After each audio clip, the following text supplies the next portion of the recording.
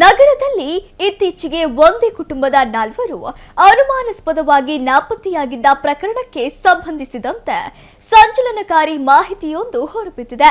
Share ಮಾರ್ಕೆಟ್ನಲ್ಲಿ ಹೂಡಿಕೆ ಮಾಡಿದರೆ ಅಧಿಕ ಬಡ್ಡಿ ನೀಡುವುದಾಗಿ ನಂಬಿಸಿ ಕೋಟ್ಯಾಂತರ ರೂಪಾಯಿ ವಂಚಿಸಿರುವ ಜಾಲವೊಂದು ಬೆಳಕಿಗೆ ಬಂದಿದ್ದು, ಸಾಲಗಾರರ ಕಾಟ ತಾಳಲಾರದೆ ಕುಟುಂಬ ನಾಪತ್ತೆಯಾಗಿರುವುದು ಪೊಲೀಸ್ ತನಿಖೆಯಿಂದ ತಿಳಿದು ಬಂದಿದೆ. ಬೆಳಗಾವಿಯ ಕಾಸಿನ ಮಾದರಿಯ ಶಿವಂ ಅಸೋಸಿಯೇಟ್ಸ್ ವಂಚನೆಯಂತೆಯೇ ದಾವಣಗೆರೆಯಲ್ಲೂ ಈ ಮಹಾ ವಂಚನೆ ನಡೆದಿದೆ.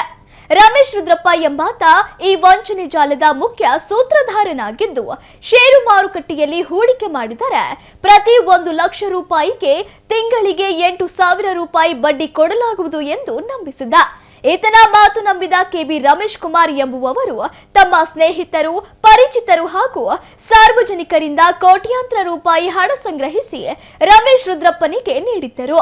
ಆರೋಪಿ ರಮೇಶ್ ರುದ್ರಪ್ಪ ಸುಮಾರು 150ಕ್ಕೂ ಹೆಚ್ಚು ಫೋಟೋಗ್ರಾಫರ್ಗಳು, ಪತ್ರಕರ್ತರು ಹಾಗೂ ಖಾಸಗಿ ಸರ್ಕಾರಿ ನೌಕರರಿಂದ ಅಂದಾಜು 25 ರಿಂದ 30 ಕೋಟಿ ರೂಪಾಯಿ ಸಂಗ್ರಹಿಸಿ ಬಳಿಕ ಹಣ ನೀಡದೆ ಕಣ್ಮರೆಯಾಗಿದ್ದಾನೆ. ಮಧ್ಯವರ್ತಿಯಾಗಿ ಹಣ ಸಂಗ್ರಹಿಸಿ ಕೊಟ್ಟಿದ್ದ ಕೆಬಿ ರಮೇಶ್ ಕುಮಾರ್ ಅವರಿಗೆ ಕಳೆದ ಕೆಲವು ದಿನಗಳಿಂದ ಹಣ ನೀಡಿದ ಸಾರ್ವಜನಿಕರು ಹಾಗೂ ಫೋಟೋಗ್ರಾಫರ್ಗಳು ತೀವ್ರ ಒತ್ತಡ ಹೇರತೊಡಗಿದ್ದರು. ಮನೆಗೆ ಬಂದು ಗಲಾಟೆ ಮಾಡುವುದು ಹಾಗೂ ಸಾಲ ಮರುಪಾವತಿಗೆ ಪಟ್ಟು ಹಿಡಿದಿದ್ದರಿಂದ ಮಾನಸಿಕವಾಗಿ ಕುಗ್ಗಿದ್ದ ಕೆಬಿ ರಮೇಶ್ ಕುಮಾರ್ ತಮ್ಮ ಕುಟುಂಬದ 4ರೊಂದಿಗೆ ಇದ್ದಕ್ಕಿದ್ದಂತೆ ನಾಪತ್ತೆಯಾಗಿದ್ದಾರೆ. ಇತ್ತ ಅಲ್ಪ ಸ್ವಲ್ಪ ಹಣ ಹೂಡಿಕೆ ಮಾಡಿದ್ದ ಬಡ ಫೋಟೋಗ್ರಾಫರ್ಗಳು ಬೀದಿಗೆ ಬಿದ್ದಂತಾಗಿದ್ದು ಕಣ್ಣೀರಿಡುತ್ತಿದ್ದಾರೆ.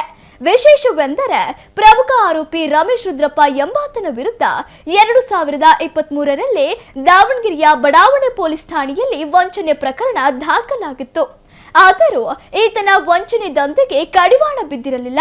ಸದ್ಯ ಪ್ರಕರಣ ದಾಖಲಿಸಿಕೊಂಡಿರುವ ಪೊಲೀಸರು ನಾಪತ್ತೆಯಾಗಿರುವ ಕೆಬಿ ರಮೇಶ್ ಕುಮಾರ್ ಕುಟುಂಬದ ಪತ್ತೆಗೆ ಹಾಗೂ ವಂಚಿಸಿ ತಲೆಮರೆಸಿಕೊಂಡಿರುವ ರಮೇಶ್ ರುದ್ರಪ್ಪನ ಬಂಧನಕ್ಕೆ ಬಲೆ ಬೀಸಿದ್ದಾರೆ.